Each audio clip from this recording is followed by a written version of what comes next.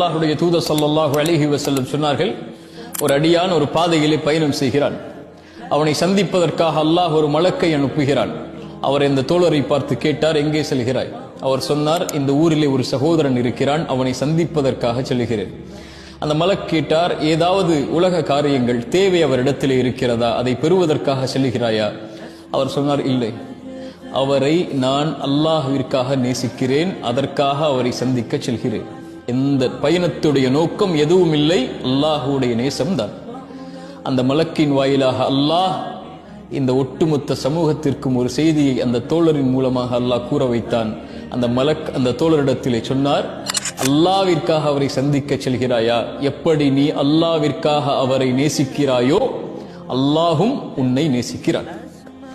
அல்லாஹ்விற்காக முஃமின்களை நீங்கள் நேசித்தால் அல்லாஹ் உங்களை நேசிப்பான். ரசூலுல்லாஹி ஸல்லல்லாஹு அலைஹி வஸல்லம் அவர்கள் சொன்னார்கள், இந்த 3 தன்மைகள் யாரிடத்திலே இருக்கிறதோ அவர்கள் ஈமானுடைய சுவையை சுவைப்பார்கள்.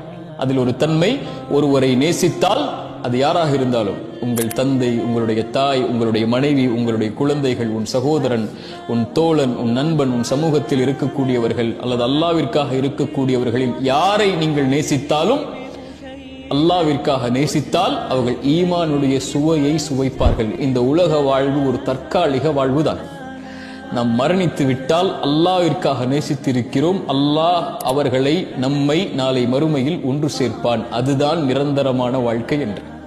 உங்கள் தாயை நீங்கள் அல்லாஹ்விற்காக நேசித்தவர்கள் இந்த உலக வாழ்விலிருந்து பிரிந்து மரணித்திருந்தால் கவலை கொள்ளாதீர்கள், இது தற்காலிக பிரிவு. உங்களுடைய தாயை மறுமையில் நீங்கள் பார்ப்பீர்கள், அல்லாஹ் உங்களை அரிசி நிழலில் ஒன்று சேர்ப்பான்.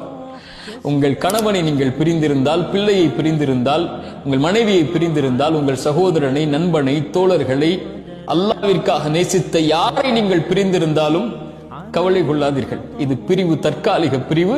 அல்லாஹ்விற்காக நேசித்தவர்களை அல்லாஹ் நாளை மறுமையில் ஒன்று சேர்ப்பார். அல்லாஹ்வுடைய தூதர் அதனால் தான் சொன்னார்கள், ஒருவரை நீங்கள் நேசித்தால் அறிவித்து விடுங்கள் அவருக்கு, நான் உன்னை அல்லாஹ்விற்காக நேசிக்கிறேன். இன்னி உஹிப்புக ஃபில்லாஹ்.